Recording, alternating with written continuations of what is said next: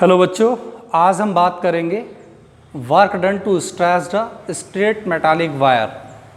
जब हम किसी वायर को खींचते हैं तो इस पर रिस्टोरिंग फोर्स लगता है और रिस्टोरिंग फोर्स वेरिएबल होता है। तो जब भी हम वेरिएबल फोर्स के अंडर में वर्क करते हैं तो हम इंटीग्रेशन मेथड से वर्क को कैलकुलेट करते हैं। यहाँ एक वायर है जिसको मैंने 0 से L तक यानी L लेंथ WmG वेट लगा के जो इसको स्ट्रेच किया, तो हमें कितना वर्क यहाँ पर परफॉर्म करना पड़ेगा उसकी वैल्यू के लिए सबसे पहले हमें y की वैल्यू पता होनी चाहिए। y की वैल्यू होती है F/A into small l upon capital L, stress upon strain. तो यहाँ पर जब हम y की वैल्यू निकालेंगे तो ये आ जाएगी FL अपॉन कितना AL, और जब हम यहाँ से F को कैलकुलेट करेंगे तो वैल्यू आ जाएगी YAL अपॉन कैपिटल L। इतना रिस्टोरिंग फोर्स लगता है किसी भी वायर पे लेंथ विड्रॉ करने में। ये L लेंथ विड्रॉ करेंगे तो F फोर्स लगेगा, L बढ़ाएंगे तो F और बढ़ता चला जाएगा। तो यहाँ पर जो रिस्टोरिंग फोर्स है वो स्ट्रेचिंग लेंथ के डायरेक्टली प्रोपोर्शनल यानी फोर्स वेरिएबल है।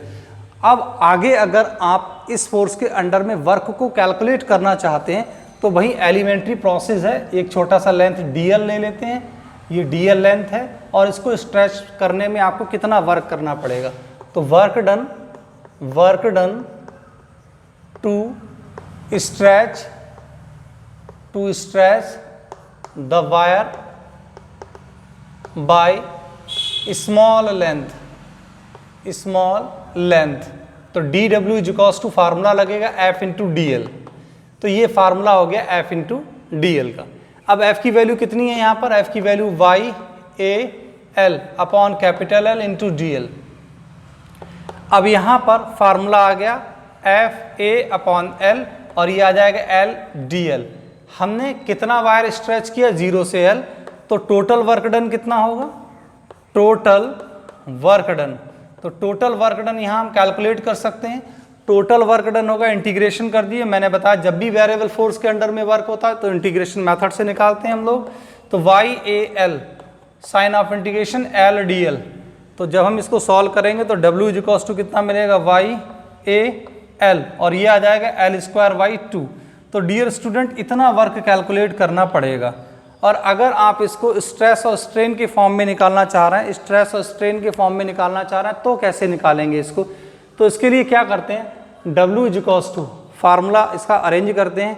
फार्मूला कैसे अरेंज करेंगे?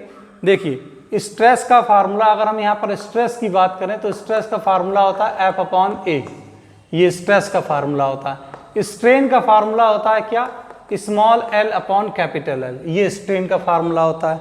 तो यहाँ पर W की अगर हम बात करेंगे तो W इक्वल्स टू, इसको अगर आप फोर्स की वैल्यू अगर यहाँ से कैलकुलेट करें तो फोर्स कितना है यहाँ पर? फोर्स अगर हम निकालें YAL अपॉन L तो ये आ जाएगा YAL अपॉन L। फोर्स बन गया, तो ये फोर्स आ गया, बाई बन गया, A बन गया, L और अपॉन L। तो बचा कितना?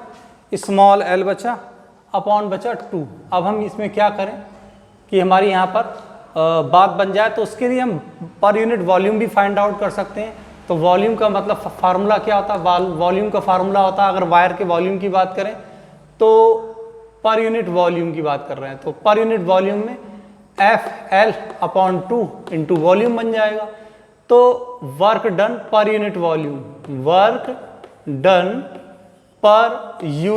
वॉल्यूम, तो पर यूनिट वॉल्यूम होगा